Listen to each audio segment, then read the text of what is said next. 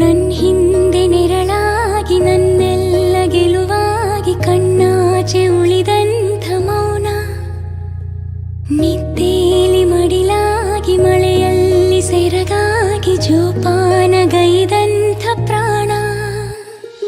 ಅಮ್ಮ ಧರಿಗಿಳಿದಿರೋ ಮೂರುತಿ, ಅಮ್ಮ ಸ್ವರ ಬಡಿತದ ಸಾರಥಿ. ಅಮ್ಮ ಧರಿಗಿಳಿದಿರೋ ಮೂರುತಿ, ಅಮ್ಮ ಸ್ವರ ಬಡಿತದ ಸಾರಥಿ. ನನ್ನಲ್ಲಿ ನೀನಾಗಿ ನಿನ್ನಂತೆ ನಾನಾಗಿ ಆದಾಗ ನಾ ಖಂಡಿತ